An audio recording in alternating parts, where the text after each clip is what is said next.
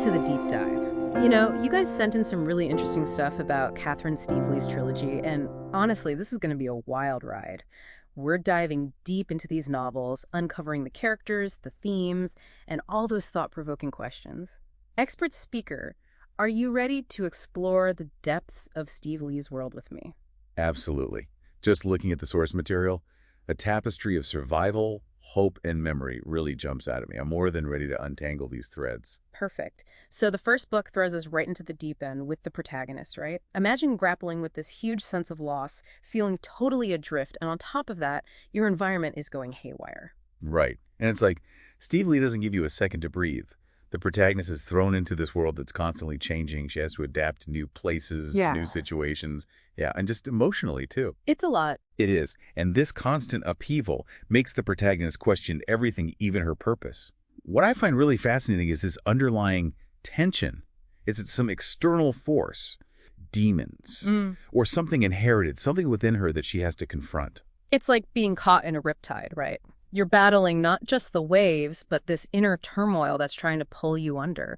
And that really sets the stage for this intense exploration of survival that goes way beyond just staying alive. Steve Lee takes that whole idea of survival, but flicks the script. It's more about confronting what's going on inside the characters than, battling external threats. Exactly. And that's what's so brilliant about Catherine Steveley's work. She tackles survival on multiple levels: physical, emotional, psychological, even spiritual. Yeah. And here's where it gets really interesting. The characters, especially the protagonists, are often driven by forces they don't even fully understand. It's like they're being swept along by a current they can't see, just trying to keep their heads above water, which leads us perfectly into book 2, No Promise of Sun, right? Yeah. I noticed that the source material mentioned this psychological tapestry, which I thought was interesting. What did you make of that? Such a fitting description, honestly. In this second book, we're really dealing with the fallout of the characters' choices from book 1. Relationships are tested, some bonds grow stronger, others completely unravel, betrayal pops up, and the protagonist is on this winding journey of self-discovery that feels like navigating a maze, with no way out. And that image of a tapestry, right? It's being woven and rewoven constantly. It's never static, and relationships are always shifting. Yeah. It really makes you think about how our own connections shape the paths we take in life. Oh, absolutely. Steve Lee doesn't shy away from the tangled web of human relationships at all. In fact, she leans in. She shows us that they can be messy, flawed, and yet there's this raw beauty in those imperfections. It's so true. It makes you want to call up every single person you know and ask, hey, is our relationship kind of a tangled mess too? Because in Steve Lee's world, that might be a good thing. But seriously, it's in this second book that the reader really gets to dive into those big questions about love, family, the very nature of friendship. Have you noticed that? Right, and it's never straightforward. It's like she's challenging the reader to look inward, to really examine their own experiences with these fundamental connections. And speaking of looking inward, memory plays such a huge role in book 2. The source material actually emphasized how time itself becomes a significant factor. What are your thoughts on how Steve Lee handles memory? Because, there's that suggestion that maybe our memories aren't always accurate. It's like she's pulling the rug out from under us. Can we talk about the time jumps? Man, that messed with my head. It's like a puzzle, but the pieces keep changing shape. Exactly. You're in the present, bam. Suddenly you're in the past trying to piece together these fractured memories. It's brilliant, but whoa, intense. It's intentional though, right? She's not just playing with the timeline. She's making you question the whole idea of memory, how our memories shape who we think we are and how we see our relationships. Like with the protagonist and her brother. Oof. Talk about a relationship built on some shaky ground there. Right. You can tell they care about each other, but there's all this unspoken history, this baggage between them. So much baggage. And you only really start to unpack it all as Steve Lee jumps back and forth in time. And that's the point. By weaving together the past and the present, she lets you slowly understand, like that one event colored an entire relationship. It's amazing how much one event, especially from childhood, can impact us even years later. And it makes me think about how AI could play a role in analyzing this. Imagine feeding all those fragmented memories, all those past conversations and present-day interactions into something like Notebook LM. We might uncover hidden connections, subtle shifts in their dynamic that even a close reader might miss.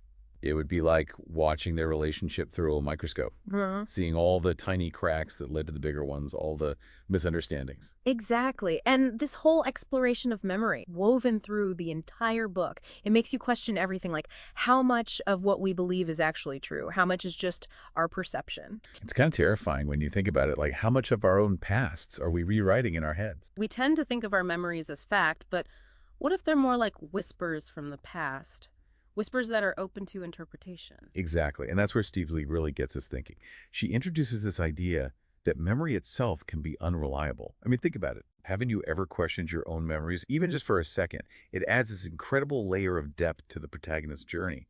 Suddenly, everything she believes about her past, her relationships, even her own identity, it all becomes questionable, which honestly can be scarier than any post-apocalyptic wasteland. But at the same time, it makes the character's need for connection, for belonging, even more powerful, don't you think? Totally. Because if even the past is uncertain, holding on to something, someone becomes even more important. It's like the ground is constantly shifting beneath her feet. And this ties into the overarching theme of survival, right? It's not just about surviving physical threats, but also the turmoil of our own minds. Precisely.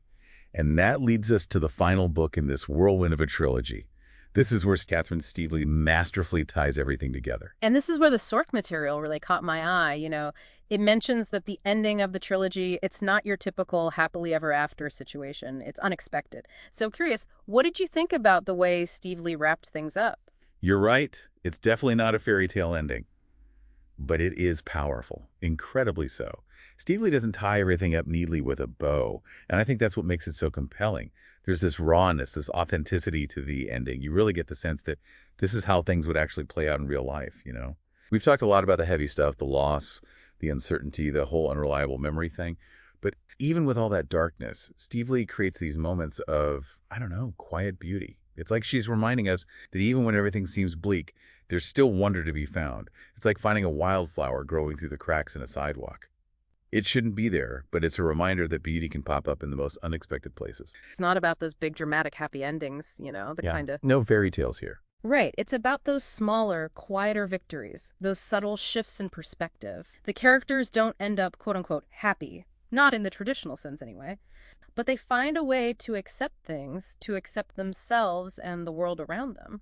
Which, let's be real, is often more meaningful than any kind of, Hollywood ending. Absolutely. It's Right. about finding peace even when things are still, well, messy. The protagonist, she's been through so much, and by the end, she doesn't emerge completely unscathed. But she finds a kind of peace, a hard-earned wisdom that really stays with you. It's almost like she's finally found solid ground, after navigating all those shifting memories and those uncertain relationships. And it reminds you that life isn't about erasing the past or pretending like everything's perfect. It's about accepting it. Maybe even finding gratitude for the lessons learned, even the painful ones. Yes, exactly.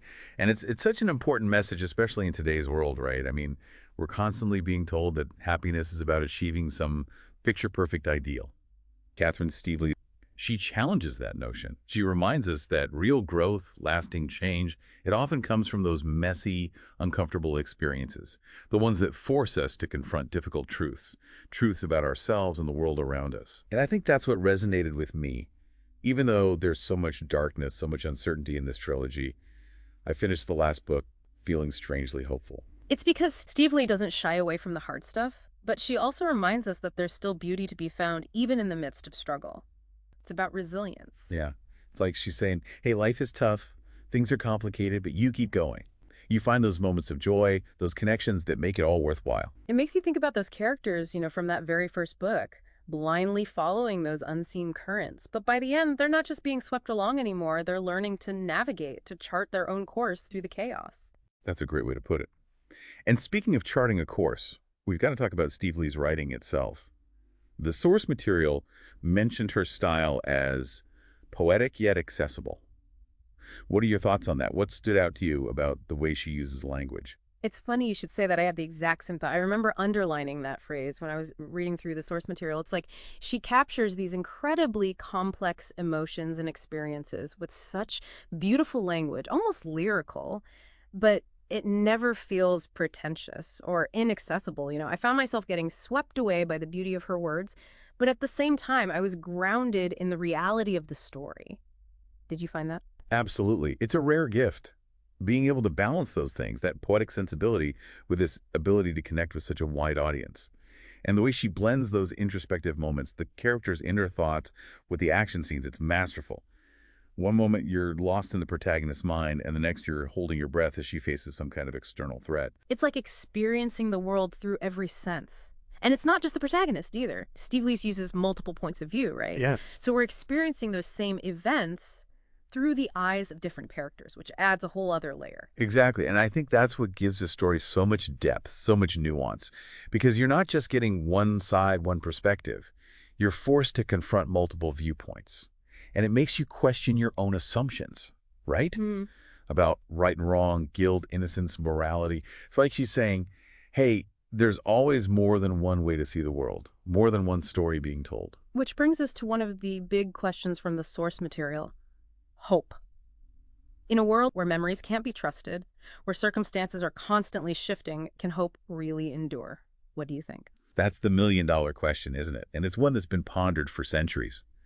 What I find fascinating is that Catherine Steveley, she doesn't give us any easy answers, you know? Hope, in her world, it isn't this constant, unwavering beacon. It's much more nuanced. Something that flickers and fades, sometimes even disappears completely. Like a candle in the wind. Right. It can be extinguished in an instant, but there's always the chance that it might reignite. And when it does, it burns even brighter than before. Yes, exactly. And that's what she shows us, even in those incredibly dark moments when everything seems uncertain, chaotic. There can still be those glimmers of hope. But it's not about clinging to blind optimism, you know? It's about finding those small glimmers and nurturing them, even when they seem impossibly fragile. That's what makes Steveley's work so powerful. She doesn't shy away from the hard questions, and she doesn't offer these simple solutions. She invites the reader to sit with the discomfort, to embrace the unknown, to find their own meaning in all of it. And she does it in a way that keeps you glued to the page. I mean, even when things are difficult, even when the characters are making decisions you don't agree with, you can't help but be invested in their journeys, their struggles. You're rooting for them even when they're making questionable choices. It makes you think about your own life too, doesn't it? It does. Your relationships, your experiences with hope and loss, even the way that memory plays a role. Absolutely. And that's what elevates her work beyond just entertainment, I think. It becomes this starting point for a much larger conversation, a mirror reflecting our own humanity, our own search for meaning in a world that can feel so chaotic. It's like she's giving us permission, permission to acknowledge the messiness of life, the uncertainties, and say, hey, there's beauty in those moments of questioning too. Instead of shying away from the hard stuff, she's saying, lean in. Listen to those whispers of your own memories and see what truths they hold. That is beautifully put, and I think you've hit the nail on the head. It's that willingness to sit with discomfort, to embrace the unknown, that ultimately leads to growth. And Catherine Steveley's characters, they embody that. Through their trials, their triumphs, they show us that sometimes those really profound discoveries, they come when we let go of the need for easy answers. It's like she's saying the journey itself is the destination. You've highlighted so many thought-provoking themes from this trilogy. But if you had to pick one thing, just one thing, for our listeners to take away from this deep dive into Catherine Steveley's work, what would it be? Ooh, that's a great question. You know, I think the most important thing that Steveley offers is permission to question our memories, our relationships, our beliefs, even the ones we hold most dear. Because within those questions, that's where the potential for real transformation lies. To look beyond the surface, right? To challenge our own perceptions and embrace the possibility that there's always more to learn, more to understand. Yeah. It's about becoming active participants in our own lives, not just drifting along, but shaping the narrative with each choice we make. Exactly. And I think a huge part of that is recognizing the power of memory, how it shapes our understanding of the world around us. Steve gently reminds us that memory, it's not always this infallible thing. It's fluid, subjective, constantly being influenced by time and experience. But instead of seeing that as a weakness, she reframes it as an opportunity. It's an opportunity to approach our own stories, our own pasts, with a healthy dose of curiosity, and maybe even a little bit of skepticism. It's about asking ourselves, what if there's more to this memory than I realized? What if, by questioning my own perceptions, I can open myself up to new possibilities, new ways of seeing things? Yes, and to accept that our memories However flawed, however fragmented they might be, they're part of what makes us us. They're the threads that weave together the tapestry of our lives. Wow. What an incredible journey through the world of Catherine Steveley's trilogy. And that's what makes No Promise of Sun such a powerful story.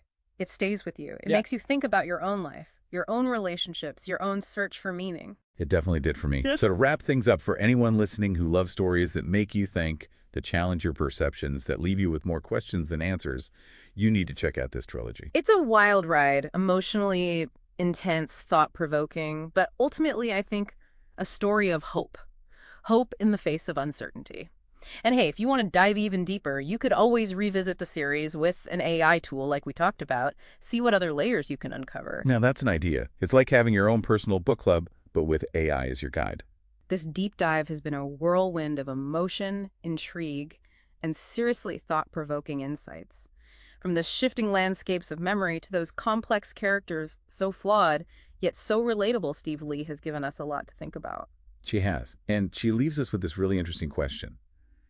If our memories aren't always reliable, if they can shift and change over time, then what does that say about how we understand ourselves? About how we understand the world around us? It's a question worth pondering, and one that I'm sure will stay with our listeners long after this deep dive is over. If you're listening, we'd love to know what resonated with you. What will you be reflecting on? Until next time, keep exploring, keep questioning, and keep diving deep into those stories that shape our world.